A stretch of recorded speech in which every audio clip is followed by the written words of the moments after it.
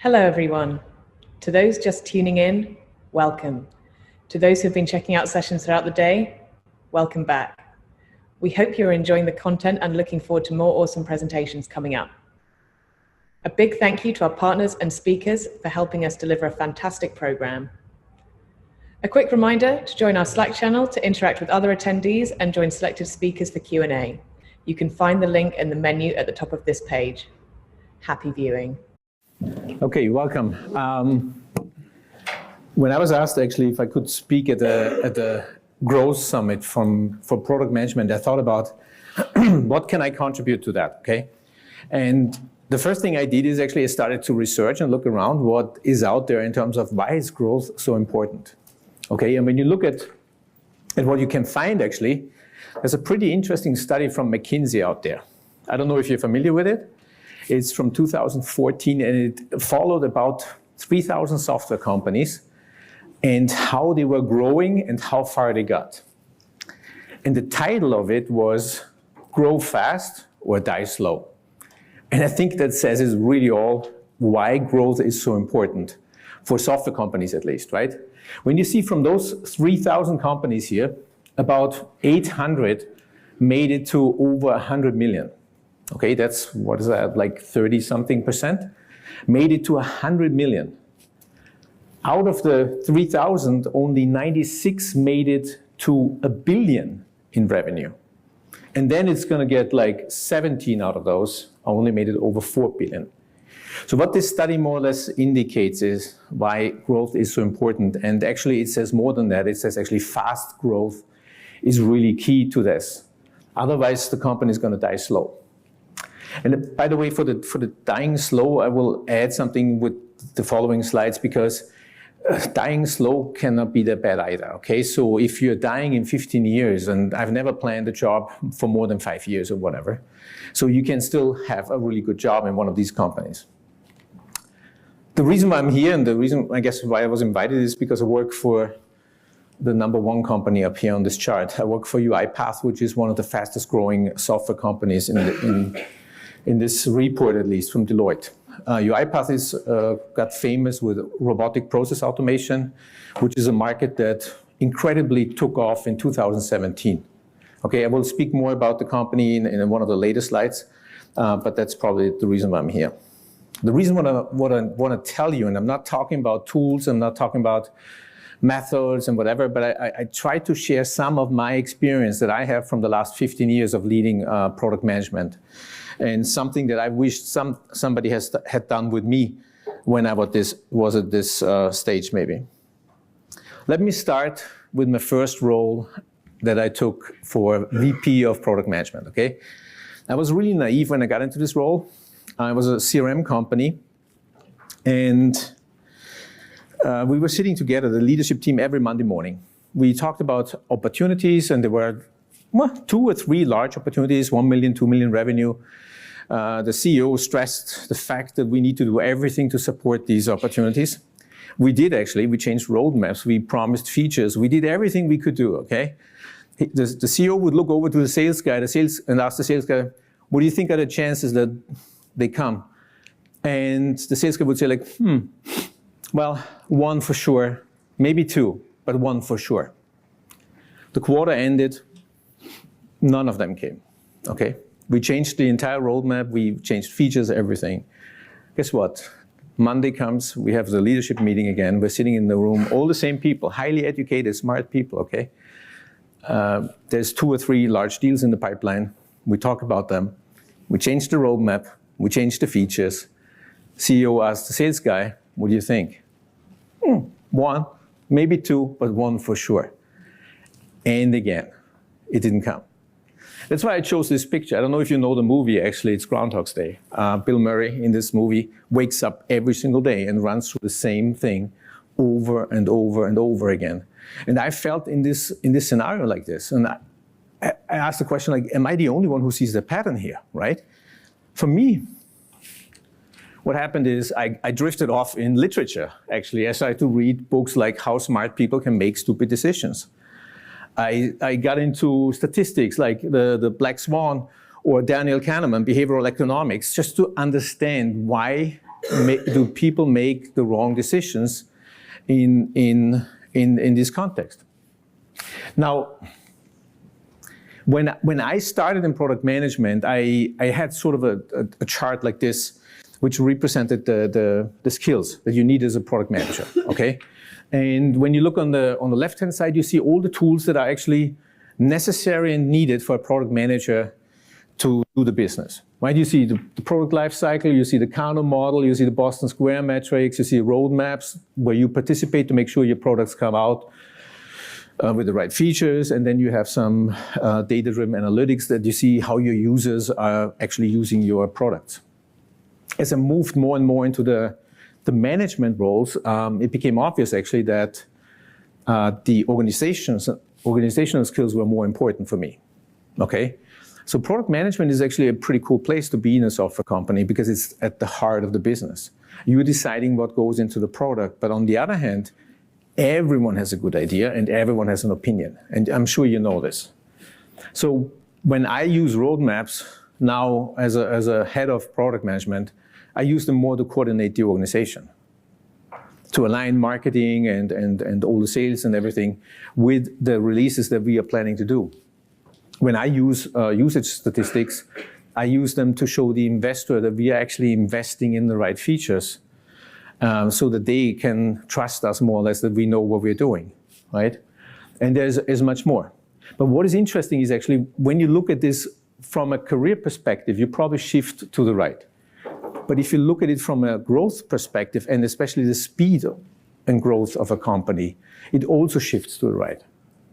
So the faster a company is growing, the more you will need the skills on the right-hand side, the less you will need the skills on the left-hand side. In every company that I worked for, somebody came to me and more or less said, we are inside the tornado. I don't know, have you heard that statement?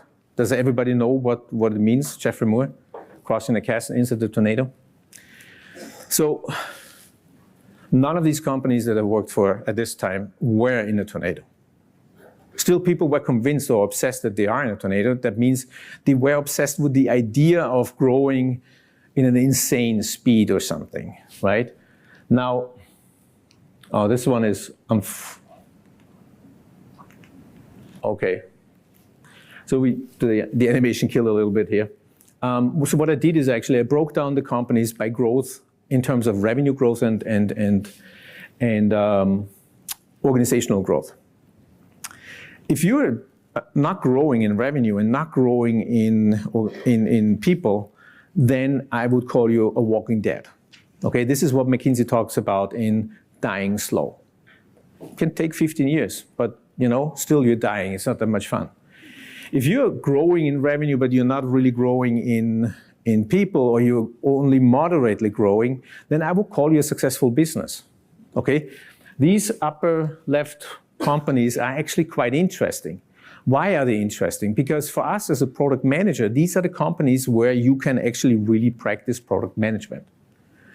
That means they have probably more stable processes, they have defined structures, and you need strong PM skills for that. You can do data-driven analytics, you can do decision-making, you can use all these tools that you actually want to use as a product manager. The only downside on the left-hand side is actually that you will also find typically some established conflicts. If a company grows over 10 or 15 years, there are some established conflicts either between engineering, product management, sales, marketing, or some sort of conflicts in there. If you focus on the right-hand side, this is where growth happens, like really massive growth. Then there's two flavors to it. There's no revenue, which means what we're smoking, but that typically is a company that is in the hype area. This is the next big thing, right? VCs go in, they pour money into it, companies get founded and explode and everything, but they might never make it into like a real business. And on the top, you see the tornado companies. These are the companies that are growing massively, okay? So I give you an example. UiPath grew in the last 3 years from about 350 employees to 3,500 employees. From a small, I don't know, below 100 million company to an now at least evaluated 7.7 billion company, okay?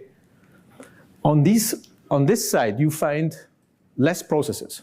The people don't have the time to establish processes. And if you set up a process, it takes half a year to establish the process. In that year, the company doubled or changed so much that the process might not even make sense anymore. So don't hope that you find solid processes there. You find less structures, okay? It's growing, everything is growing. In UiPath, for example, there was a time when half the population or the employees was with UiPath for less than half a year. Can you imagine? Nobody knew nobody at this point. So what you have in this organization is a lot of informal structures. If you want to get stuff done, you need to know people. You need to know who can make something happen in the organization. And you need what I call the fast PM skills, because you don't get data, okay? I'll give you an example. In my previous company, we implemented user data that the tool would report user data back to us. It was an on-premise solution. It took us a year to implement this. And then it takes half a year until the customer will install this version, and then you need a half a year worth of data before you can make decent decisions with it. I'm talking about a total of 2 years, okay? That would never happen in a Tornado company. You don't have 2 years. In 2 years, the company is either gone or maybe one of the big ones or you don't recognize it anymore. So one thing I think that is really important here is that tornadoes happen. Nobody can create a tornado, okay? And if somebody tells you that this company is in a tornado, then it's not, because you will know when you're in a tornado. I think Jeffrey Moore in the book said something like in a tornado, you couldn't see a customer even if you would step on one. It's that kind of crazy growth that you would expect in a tornado. But there's also some downsides to that. So if you want to be in a company that is in a tornado, tornadoes overshoot. It's the sheer force, the speed that they have, that at some point, if you hire 1,000 or 1,500 people a year, you will overshoot for sure. And in this case, when you overshoot in an organization like this, you need to act really quick. And this is what happened, for example, this year also at UiPath. It overshot by over 500 employees. And at the point when everyone realized what the burn rate was and that it was not sustainable, they had to lay off 500 employees, okay? So that's the ugly side of a tornado if you're inside it. The example that I like to use when I look at growth in organizations, and I think the biggest impact with growth is the organization. It's not the pure revenue side. I mean, revenue is nice, right? But with growing the organization, you get into all these effects that you actually experience. I like to look at it like an oil company. Oil company, the first people who start an oil company, at least in the good old days, are the people that can sniff oil. They walk through the desert, there's oil. And then they get the drillers. Drillers are crazy guys, right? They drill because they like the challenge. They like the rush. And once the oil is shooting out of the well, you bring in the pumpers, the refiners, and after you have your products, you kind of like distribute it and market it. So these different stages, if you look at this, the sniffers and the drillers are the founders, typically, that you find. The pumper and refiner, this is where I see more the architects and the product managers. They are creating products, offerings. And the distributors are more like the product marketers and the salespeople. So what is important, though, is that very often, when you look at these different stages, the people from the previous phase are not the right people for the next phase, okay? So the driller and the sniffer, they will not be happy in a pumper refiner environment. And when companies grow really fast, they will still be there. And I'm 100% sure that you have been in an organization where you have heard your colleagues talk. It's not the same anymore, you know? It used to be such a cool company, we had so much fun, and this and this and this and this. And these are typical signs that actually there's generations almost of people growing in this organization, and they might not be in the right place anymore, okay? Some, of course, make the transition, but it's something to think about. The one person that I would highlight in this case, and so this is taken from a Harvard Business Review study, which was written in 1993. so quite old, but they studied the small business growth in 5 stages and followed certain companies. The one focus they had was on the founder, okay? So this more or less marks the business and the founder. In the beginning, the business and the founder is one. The founder is also, in technical companies, always the first product manager, right? And then as the company grows, they need structures, they need managers. At some size, they will bring product managers in and all this good stuff. In this study, there's from growth stage number 3 to the next one, it depends on the founder how far the founder can detach from the company and allow other people to manage the business. The business can even fall back into almost bankruptcy if this doesn't happen in the study. Now, Simon Sinek mentioned it in this under delegation, where he says, more or less, can the founder let go? Is the founder capable of letting go and bringing in other people who will do that work? Will he be okay if people will do it differently or if people do mistakes? Because they are not as committed maybe as the founder was, but those are the challenges of this problem. Now then I searched and looked for what type of founders can you find. I found like 15 different papers about 7 types of entrepreneurs, the 6 types of founders and whatever. So I came up with my own list, okay? Because I believe there's really just 3 types of founders in most of the companies. The first one is the serial entrepreneur. This guy is crazy about starting businesses. He creates a business, he takes it to a level where he can either fund it or maybe sell it to a private equity or something, and then he just walks away happily smiling, okay? He starts the next business because that's what he wants to do. That's the serial entrepreneur. In the middle, you find what I call the can't let go founder. Typical symptom is when you are in a software company, for example, you go in and the CTO is the founder, CPO, CSO, still pulling the strings behind the scenes, very strong personality, but not the CEO. That's really important. In that case, the person didn't want to be or couldn't be the CEO, but still pulling the strings within the organization, and that can cause some really dramatic effects and tension between the management teams.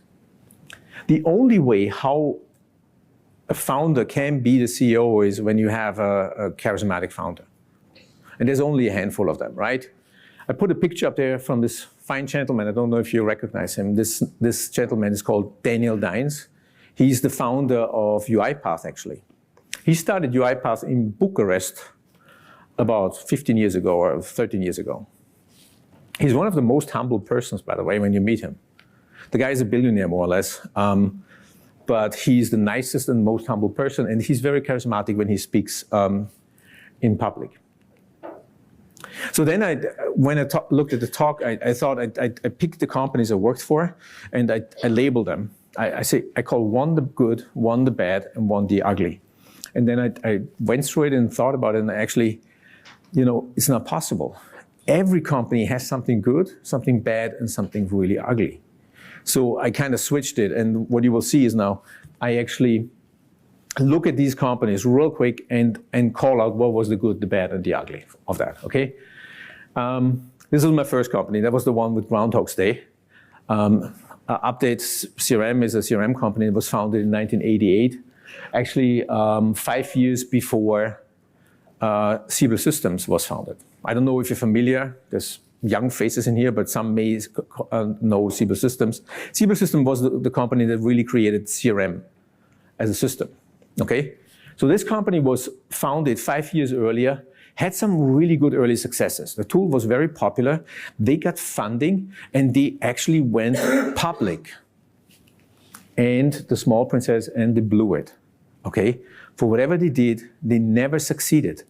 They never grew bigger than 34 million in revenue. Siebel Systems was at the peak 1.7 billion in revenue. I think that was 2005 or so. Then the company turned into what I call the walking dead. The company didn't grow anymore. This is the time when we still have perpetual licenses mostly. So the maintenance revenues of this company was 72%. there's 10% services and there's almost no new license revenue. This means this company is going down. Okay, when I joined the company, I was naive. I didn't ask any of these questions. And within 3 months, I realized I'm sitting on a dead horse. I mean, this is not going to end well, right? The good news is they got acquired by a private equity firm. So there's two kinds of private equity firm. There's the growth equity and there's the other equity. The other equity strips down a company and lets them bleed to death slowly. But that can take 10, 15 years and still a business model, okay? It's not as much fun, but it's still a viable place to work, and still they need product managers and everything. The worst part, the ugly, was the leadership clash. The founder was a CTO, smart guy, quite calm. He built engineering like a fortress. You couldn't work with that, more or less. And he tried to steer the company from the engineering side. And he clashed with the CEO, and there was a lot of tension and everything. And in my understanding, this was the reason why the company went down in first place. The second company I want to highlight here is a company called Tricentis. It's actually in the automated software quality space. The company was founded in 2007 and had some periods of minor growth. If you looked at the company this time, you would have called them a walking dead. What happened to them was actually that they got strong PE funding, and they got 170 million roughly in funding, and that turned the company around. It started to grow, and it started to become very, very successful. Now, when you look at like Gartner, this is like the leader in the Magic Quadrant, for example, right? It's uncommon because it's a late bloomer, and it had layoffs and it was almost a walking dead. That was the bad thing. The ugly thing in this company was that there were two things that happened. It was merged with another portfolio company of the investor, and that caused a major culture clash in the organization. So what happened was a company from Atlanta was merged with a company from Vienna, Austria. Okay, that didn't go well. And the management handled, I think, that really poorly as well. So they let the tension grow and happen. The founder was an extremely smart person, but he was chief strategy officer, and he wanted to be probably CEO, but he didn't. And he pulled the strings in the background, so that made it really hard to do your job there. So those were the disadvantages. If I was a new product manager and I would want to learn how to do product management from a process perspective, from all the tool perspectives and everything, I would join probably Tricentis. It was successful, it was growing, and you could use all the tools that you wanted to use, okay? The last one is UiPath. I mentioned it was founded in 2005. It was kind of like not really on the radar, but then what happened was this company was at the right time, at the right place, with the right technology. In 2017, robotic process automation uses the same technology like the company before, Tricentis, and it took off like crazy. It raised $1 billion in funding over 3 rounds, and it's now evaluated at 7.7 billion in value, okay? So this is the good. The bad, you are inside a tornado. This is a true tornado, okay?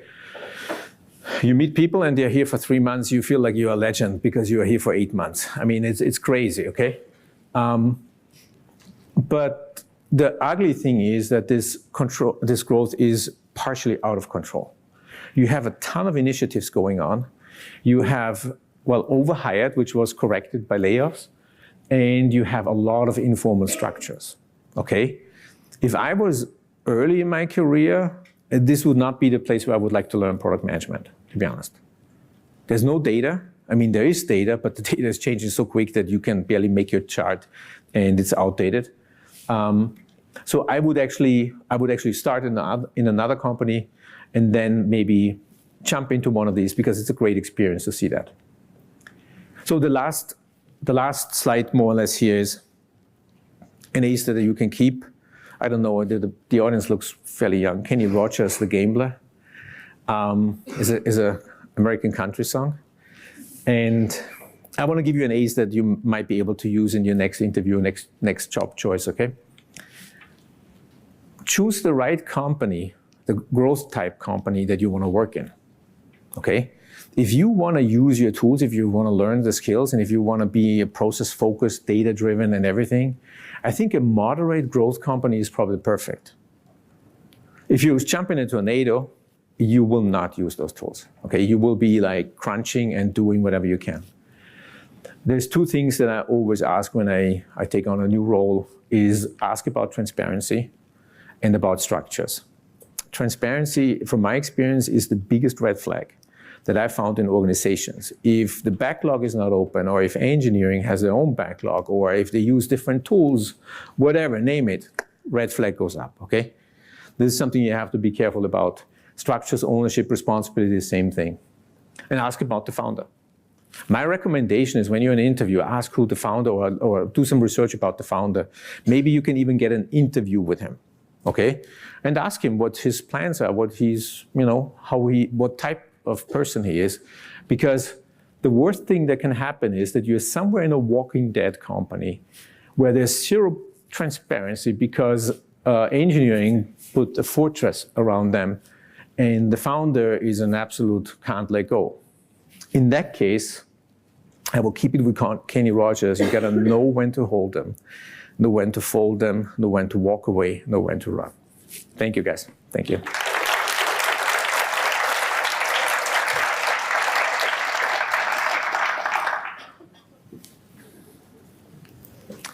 So we've got some questions here. What's the number one must-have skill of PMs? Well, that's a really good question. I mean, you saw the slide, right? You saw the functional skills and you saw the organizational skills. I think the functional skills are to understand what delights a customer. So when I was in my organization, I always used the Kano model. I don't know, is anyone familiar with Kano? Yeah, okay. Oh, that's surprising. Kano put this model up where he has must-have features. If you don't have them, you should not be in the business. You don't make anyone happy, but they will be angry when you don't have them. Then he said there's performance features. Performance features are the ones that actually create more value for the customers. And then there's the delighters. Delighters are things that you remember after you saw a demo. When you walk out and say, like, wow, that was a really cool feature, right?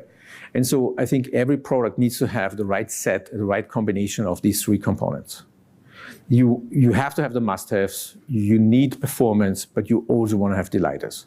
So I think that will be, for me, one of the most important skills to get the right mix that you have. On the soft side, or on the organizational skills, I think it's all about navigating organizations. You have to learn and you have to be able to deal with different personalities, to pick the right battles, to make the right deals, and to make the right decisions. Okay. How closely should founder be involved in the product development? Well, you saw the chart with the bubbles, right? At some point of the company, when it's, let's say you have a 200 people company, or you have a product management, you have a VP of product management, the owner should not be involved in product development anymore, okay? He needs to trust the people that are doing their job. Of course, that the person will always be involved and you will have to review with him and give him feedback and everything. But as soon as that person goes in and changes the roadmap for whatever gut feeling, then you have a problem. Then you have a can't let go founder. How closely should okay, what is that? What role do you see founders taking on if they do separate themselves from the business? I would say mountaineers or sailboat riders or, happy people. No, like it's more like an advisor role, right? You're attached to the company and they are smart people. Okay, they will always have a special role in their company. But the idea is take them out of the operational roles. Okay, which one? How much intuition versus data analysis to create your products? It depends. I mean, if you have the data, I would use any data I can. Okay, Tricentis, it took us 2 years to get the usage data because it was an on-premise product. If you're in a software as a service business, you might have the data readily available. In UiPath, it's even worse, I would say, because it's moving so fast that we double the customers every year. Okay, that I get customer data and what they're using, I really have to go and talk to them. So one thing I learned is when you do not have large amounts of data, I would do small amounts of targeted interviews. Okay, I would do a handful or maybe 10 interviews with customers where you have 3 open questions.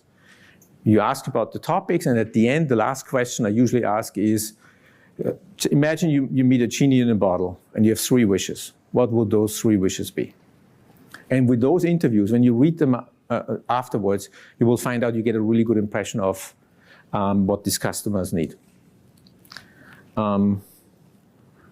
Is there anything else? How are we doing with time? 2 minutes, okay.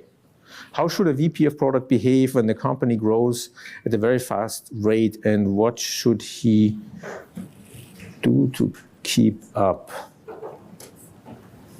Okay, what should a VP do when a company grows really fast? You have to be involved. You have to be in the leadership board, right? The product, or I would even say the CPO role. What's the difference between a VP and a CPO role? If I think about it, you need to be part of the strategy, right? Because product needs to deliver on the strategy that the company needs. You cannot build a product in isolation. If the CEO wants to go after existing customer and not after a new customer, you need to support the strategy with your product. So what I would recommend is be closely connected with the leadership team to know how you can support the strategy. Any other question? How do you manage support those informal structures to maintain direction? I think the informal structures are difficult, especially when you enter the company new. It's hard for you to actually find out. You have to ask people, and then people tell people that they've heard, and you probably have seen this in some organizations, right? The informal structures, but you have to learn them. There's no way around this, and you need to understand who the people are that actually make decisions, who the people are that walk into the CEO office and kill a project or create a project, and you need to know how to deal with them and how to navigate them. I think that's it. We had the last question already. Okay, thank you very much. Thank you.